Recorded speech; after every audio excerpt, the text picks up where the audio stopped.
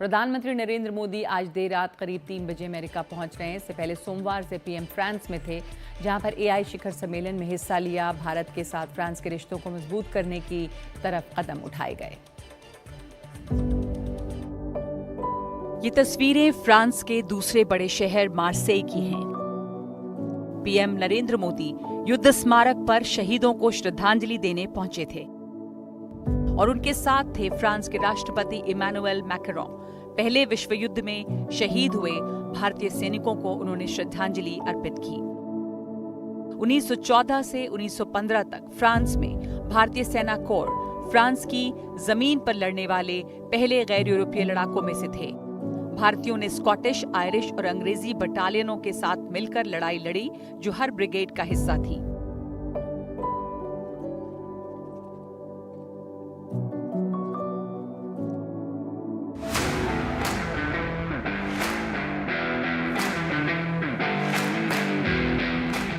इससे पहले पीएम मोदी मार्से में ही भारतीय वाणिज्य दूतावास का उद्घाटन करने पहुंचे, जहां भारतीय समुदाय के लोगों ने उनका स्वागत ढोल नगाड़े बजाकर किया।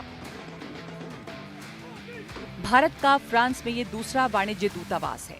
मार्से भारत की परियोजनाओं के लिहाज से काफी अहम है। भूमध्य सागर तट पर अपनी स्थिति के कारण मार्से भारत और फ्रांस के बीच व्यापार का एक प्रमुख प्रवेश द्वार है। ये भारत मध्य पूर्व यूरोप आर्थिक गलियारे यानी कि IMEC के लिए एक एंट्री पॉइंट है। IMEC परियोजना की घोषणा G20 शिखर सम्मेलन 2023 के दौरान नई दिल्ली में की गई थी।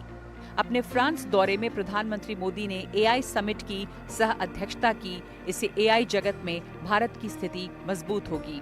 भारत फ्रांस CEO फोरम की एक साथ मेजबानी भी की।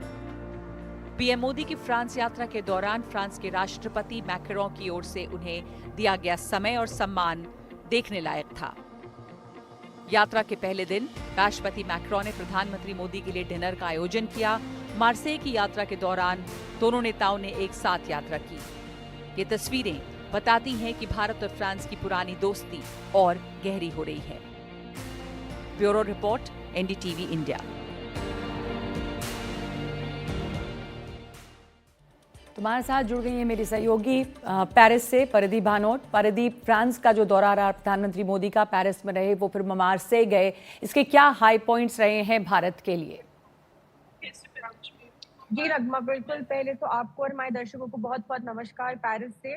सही कहा आपने, प्रधानमंत्री मोदी जो है उनका 3 दिन का दौरा जो था फ्रांस का, वो आज समाप्त हो गया है। वो अमेरिका के लिए निकल चुके हैं।